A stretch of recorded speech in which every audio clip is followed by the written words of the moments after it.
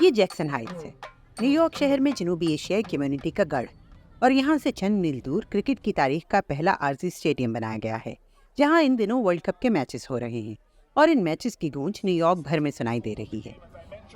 Cricket world cup مقامی Americans کے لیے شاید کوئی خاص خبر نہیں، لیکن ریاست نیو یارک میں رہنے والے مختلف ممالک کے 6 لاکھ سے زائد ساؤتھ ایشینز اس ایونٹ کے لیے بہت ایکسائٹڈ نظر آتے ہیں۔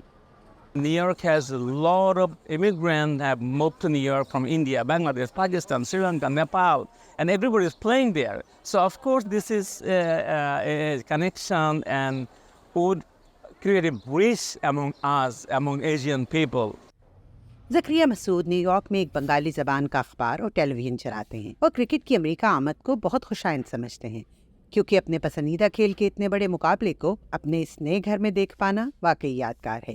اور زکریا ہی نہیں، بیشتر ساؤتھ ایشینز کے 2 ہی شوق ہیں، کرکٹ اور چائے کی ایک پیالی پر مقامی میڈیا پرسنالٹی ہیری ملہوترا سے ملاقات نے کرکٹ اور ساؤتھ ایشینز کے اس تعلق پر کچھ اور روشنی ڈالی۔ کرکٹ تو ایک سیکنڈ ریلیجن ہے ہمارے لیے، اور جتنے بھی دیسی آپ دیکھ لیں ہمارے لیے تو ایک سیکنڈ ریلیجن کی طرح ہے۔ We are absolutely united and divided at the same time by cricket.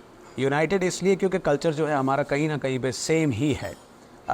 Divided نہیں کہوں گا، مگر وہ ایک کمپٹیشن جو ہے، جیسے انڈیا پاکستان کا میچ، اب ہمارے پاکستانی دوست بھی ہیں، انڈین دوست بھی ہیں، ڈیوائڈ میں بھی کہیں نہ کہیں پہ بھی ایک پیار ہے کہ میچ ختم ہوا، چلو یار آ جاؤ چائے پیتے ہیں، کچھ پکوڑے کھا لیتے ہیں۔ آئزن ہاور پارک، جہاں ناساؤ کاؤنٹی کرکٹ اسٹیڈیم بنایا گیا ہے، وہاں پہلی کرکٹ پچ ہیری اور ان کے دوستوں کی شہری انتظامیہ سے درخواست پر بنائی گئی تھی، جہاں شام کو یا ویکینڈ پر دوست کرکٹ کو مل بیٹھنے کا بہانہ بناتے تھے۔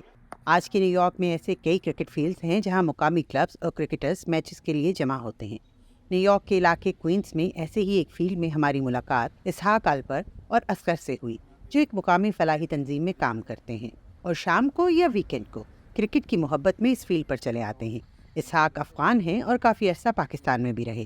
ان کی پسندیدہ ٹیمز پاکستان اور افغانستان ہیں، جو دونوں اس ورلڈ کپ میں شامل ہیں۔ یہاں کھیلتے ہیں دوستوں کو دیکھ کے، حالانکہ ہمارے پاس ٹائم کم ہوتا ہے، لیکن پھر بھی کرکٹ کے لیے ہم نے ٹائم نکالا ہے، اور یہ ایسی ایک سپورٹس ہے کہ جب تک دم ہے تم کھیلتے رہیں گے۔ کرکٹ مل بیٹھ کا بہانہ ہے ہمارے لیے۔